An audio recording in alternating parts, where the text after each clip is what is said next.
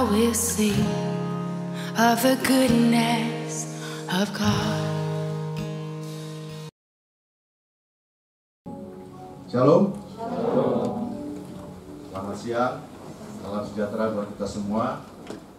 Yang saya hormati Pak Nixon, ada Pak Sahat, Bapak Ibu sekalian, saudara terkasih. Ini kesempatan yang luar biasa yang diberikan oleh Ketua Bapak Kris, Pak David. Jadi kesempatan kedua mungkin buat saya bisa sharing di tengah-tengah persekutuan kita gitu ya. Nah, saya diminta membawakan yang berkaitan dengan temanya karena Agustus, jadi tentang kemerdekaan gitu. Jadi bukan khotbah tapi katanya sharing gitu kan. Karena kalau khotbah ada kriteria tertentunya. Sedangkan saya belum menjabat, belum punya hal seperti tersebut. Meskipun dulu pernah, tapi ternyata drop out gitu kan. Jadi Pak Manahan, Pak Rudolf yang tahu kisahnya gitu. Baik, dan ini nggak ada lagi ya Pak Rudolfnya ya. Ya, baik.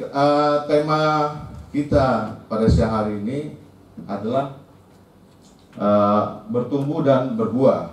Gitu. Bertumbuh dan berbuah. Dan sebagai landasan dalam sharing ini tentunya kita harus tetap mengacu kepada Alkitab, bahwa Alkitab inilah yang menjadi pedoman dan pegangan hidup kita. Nah, saya siang hari ini akan mengambil dari surat Rasul Paulus pada jemaat di Kolose. Kalau kita buka di Kolose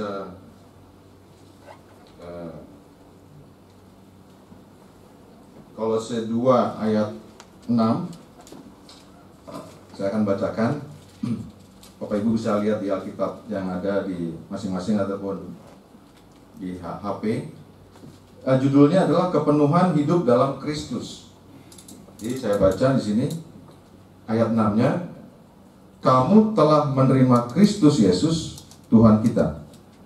Karena itu hendaklah hidupmu tetap di dalam Dia. Ayat 7, hendaklah kamu berakar di dalam Dia dan dibangun di atas Dia. Hendaklah kamu bertambah teguh dalam iman yang telah diajarkan kepadamu, dan hendaklah hatimu melimpah dengan syukur. Jadi kalau kita baca tadi ayat 6 dan 7, itu kalau kita flashback ke kondisi pada saat Rasul Paulus tadi kepada jemaat Kolose, dia akan bertanya, sudahkah Anda dan saya menerima Kristus sebagai Tuhan? Karena kita lihat di sini, kamu telah menerima Kristus Tuhan kita. Karena itu hendaklah hidupmu tetap di dalam Dia. Kalau kita lihat kalimat ini biasanya kita mengulas. Kalau Alkitab itu kita lihat kalimat demi kalimatnya. Kalau saya analogikan misalnya saya kasih sama si Widya tentang uang ya. Kalau saya bikin kalimatnya uang dengan saya ganti begini. Kamu telah menerima uang, ya. Hendaklah uang itu kamu simpan di dalam dompetmu. Kamu telah menerima uang, hendaklah uang itu kamu simpan di dalam dompet. Kalau saya ganti misalnya, kamu telah menerima Yesus, hendaklah Yesus itu ada di dalam hati. Tapi di ayat ini enggak. Kayak dibalik. Kita lihat, kamu telah menerima Kristus Yesus, karena itu hendaklah hidupmu tetap di dalam Dia. Jadi bukan Yesus yang di dalam kita, kita yang di dalam Dia. Jadi kalau kita tadi bandingkan bahwa Yesus itu bukan seperti objek uang, Dia subjek, ya. Memang ini kalau di belajar seperti ini memang perlu analogi-analogi. Sehingga pada saat kalau kita lihat cerita di Perjanjian Baru, seringkali Yesus ketika memberikan pengajarannya, dia menggunakan perumpamaan-perumpamaan untuk memudahkan kita meresap.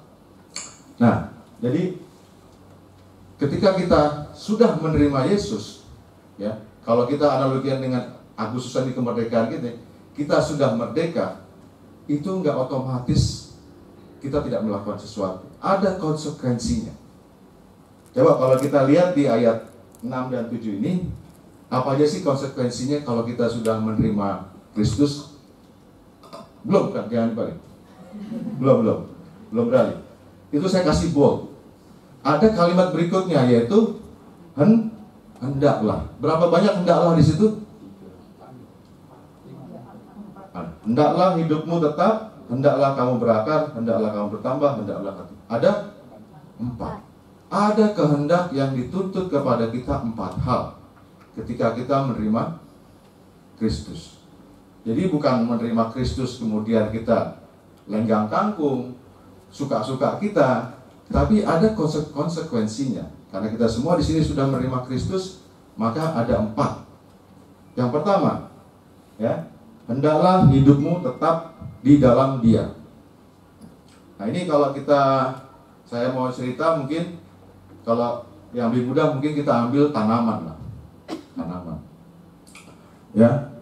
Kalau misalnya Widya punya tanaman misalnya. Jam 2 pagi kamu tanam di tempat A. Nanti jam 10 saya pindahin lagi ke tempat yang satunya lagi. Terus habis itu jam 10, nggak cocok nih. Pindahin lagi ke siang hari jam 12 kamu pindahin lagi ke halaman yang sebelah depan. Sore kamu pindahin lagi ke halaman belakang lagi. Itu lama-lama tumbuh nggak tanamannya? Tidak. Mati dia. Ya? Kenapa? Karena dia nggak bisa tumbuh. Nggak bisa tumbuh karena apa? Karena dipindah-pindah.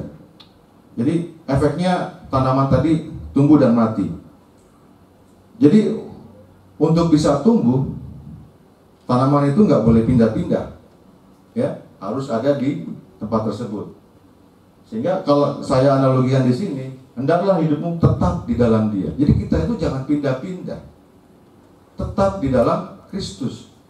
Nanti ada agama lain yang lebih menarik, coba pindah. Udah pindah ke sana, banyak nih misalnya orang Kristen itu pindah ke sana. Ada lagi yang lebih bagus lagi menurut dia, pindah lagi. Lama-lama hidup nggak dia? Ya? Ya. Jadi ketika kamu sudah menerima Kristus, jangan pindah dan jangan bergeser.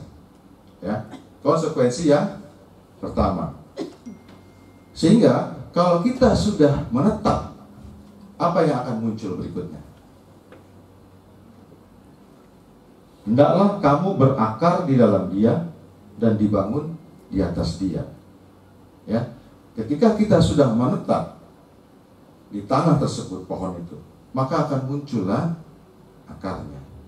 Tapi kalau kita lihat di ayat yang ke-7 ini ada 2 maknanya bagi kita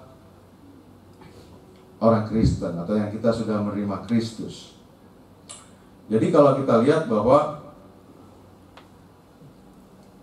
ketika kita lihat kalimat ini, hendaklah kamu berakar di dalam Dia dan dibangun di atas Dia.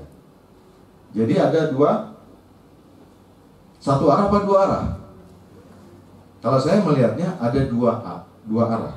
Ya, tanaman itu dia akan tumbuh sehat dan berkembang bila mana akarnya dan juga dia ranting dan pohonnya, daun-daunnya bertumbuh.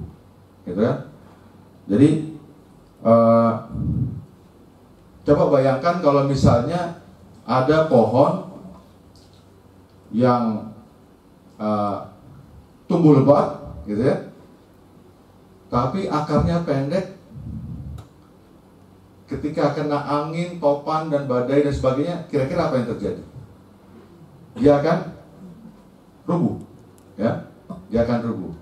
Kalau kita analogikan juga mungkin seperti itu. Banyak orang ataupun kita yang terlihat nih, orang Kristen terlihat di permukaan pelayanan, ya, rajin ke gereja, rajin nyumbang, ya, semuanya. Tapi ketika akar keimanannya dia rendah, tidak tumbuh ke dalam, begitu ada goncangan, ada godaan, dia mudah goyah. Jadi harus tumbuh. Sebaliknya, kalau ada juga misalnya yang akarnya tumbuh ke dalam tapi tidak menghasilkan, daunnya cuma 2, 3 lembar, 4 lembar, itu juga aneh tanamannya. Kayak di bonsai. Jadi Kristennya Kristen bonsai juga, ya, kuat tapi dia tidak menunjukkan pelayanannya. Jadi yang diminta di dalam ayat ke-27 ini adalah kita berakar dan juga tumbuh ke atas. Akar itu nggak akan kelihatan. Itulah yang menjadi iman Kristiani kita, kepercayaan kita, integritas kita, itu nggak akan kelihatan. Ya. Saya dengar Pak Nixon minggu lalu kan bicara tentang integritas. Nah, integritas itulah yang menjadi akar kita di perusahaan ini. Kalau kita ada di perusahaan ini, integritas kita itu nggak akan kelihatan. Tapi yang bisa terlihat adalah apa? Yang terlihat tadi adalah daun dan buahnya. Nah, kalau akar kita kuat, daun kita juga rimbun, ya, kita masuk ke ayat yang berikutnya. Hendaklah kamu bertambah teguh dalam iman yang telah diajarkan kepadamu. Itu konsekuensi kalau kita akarnya kuat dan kita bertumbuh. Jadi saya ulangi lagi. Yang pertama adalah ketika kita sudah menerima Kristus, jangan pindah-pindah. Kalau kita sudah menetap, muncullah akar kita. Akar kita dan juga batang, ranting, dan daun dan buah. Ketika akar kuat, konsekuensinya yang keempat, hendaklah hatimu melimpah dengan syukur. Jadi keluarlah buah-buah dari kita menerima Kristus. Apa itu buah-buahnya? Ucapan syukur kita, kelimpahan kita, ya. Bentuknya apa sih kelimpahan dari kalau misalnya kita sudah melimpah dengan syukur? Wujudnya itu apa? Bentuk kelimpahannya. Dari ucapan kita, ya, dari perbuatan kita, dari cara berpikir kita kepada sesama kita, itulah merupakan kelimpahan syukur yang kita peroleh. Itu yang saya pahami terhadap Kolose 2 ini, gitu. Ya. Jadi kalau kita refleksikan ke dalam tempat pekerjaan kita di Bank BTN ini, ya kalau kita sudah di BTN ini, ya tumbuhlah di sini, oke? Berakar di sini dan memberikan buahnya. Buahnya dalam bentuk apa tadi? Syukur kita yang bisa kita wujudkan, perbuatan kita di institusi ini. Landasannya ya keimanan kita sama integritas kita, gitu. Jadi terakhir kalau kita lihat, tanaman itu tentunya kan bisa tumbuh kalau dia perlu sinar matahari, gitu kan, ada air dan sebagainya. Tapi kalau dalam hal keimanan kita butuh apa? Untuk kesehariannya butuh Roh Kudus, ya, butuh Roh Kudus. Nah, ini yang saya pahami tentang Kolose. Menurut saya ini sangat mudah saya cerna di ayat ini selama ini. Nah, tapi pasti ada tantangannya dong, ya kan? Ada tantangannya. Next, tantangannya. Nah, ini tantangan kita. Kalau tantangan kita ini, saya mau tanya nih kepada kita semua. Yang pertama, apakah Anda bertanggung jawab 100% atas kehidupanmu?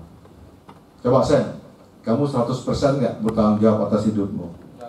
Hah? Loh? Harus tegas, ya atau tidak?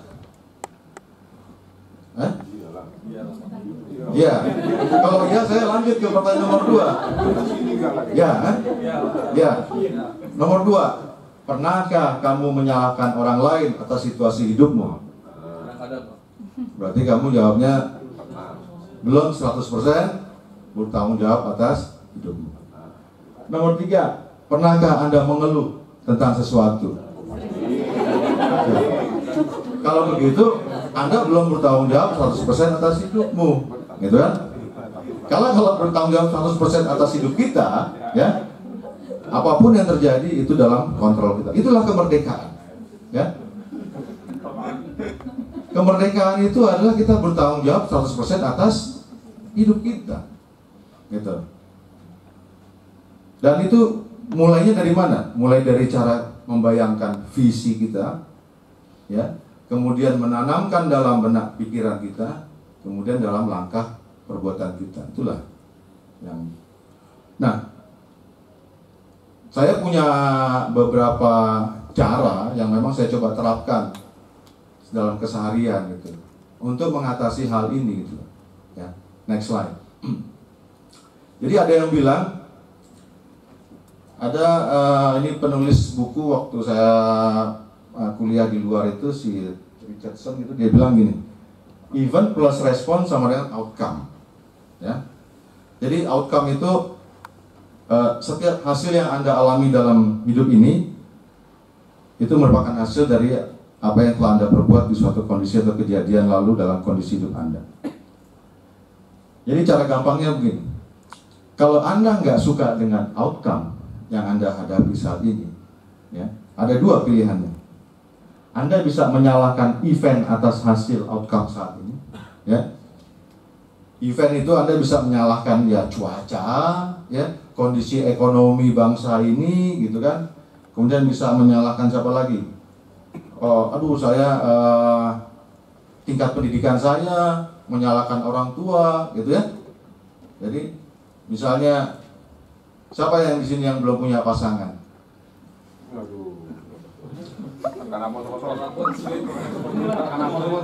Ada yang gini, apa? Pak, saya kok nggak promosi gitu kan? Kenapa? Ini salahnya kenapa? Atasan saya Pak suka jutek sama saya. Itu dia selalu milih yang nomor 1, selalu menyalahkan event, gitu.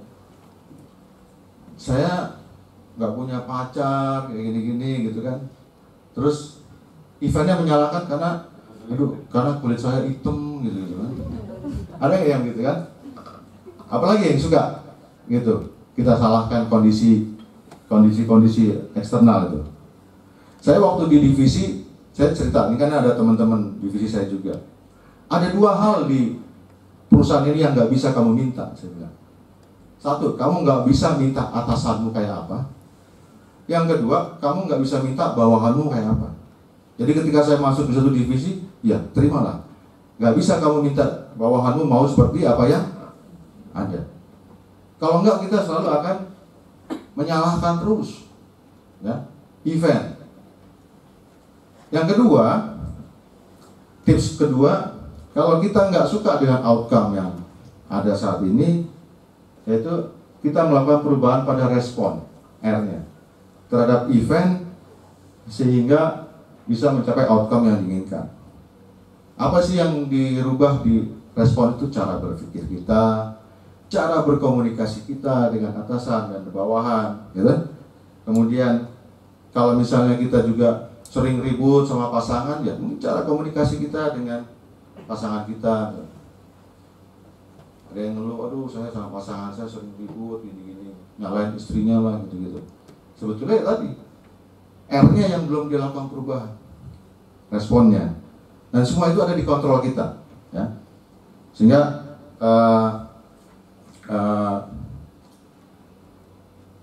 hal ini yang selalu harus kita coba lakukan dalam keseharian ketika kita menghadapi tantangan-tantangan tersebut. Oke. Nah, saya punya video nih tentang melakukan perubahan pada respons.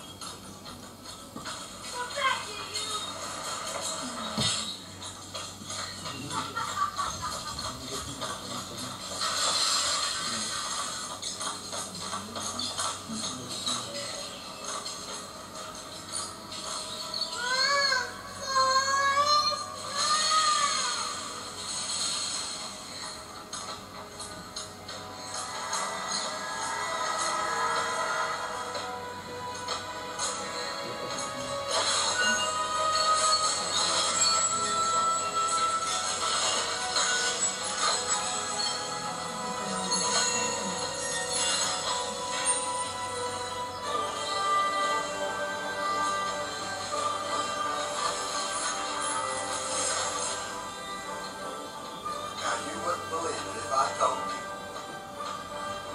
that I could run like the wind blows. From that day on, if I was going somewhere, I was running.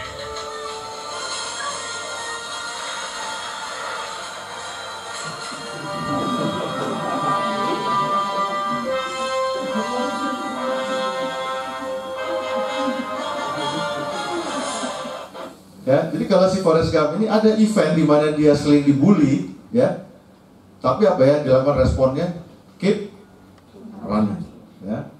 Jadi itu yang apa bisa saya gambarkan. Next. Nah, berikutnya Anda dan saya, ya, satu, kita telah menerima Yesus Kristus.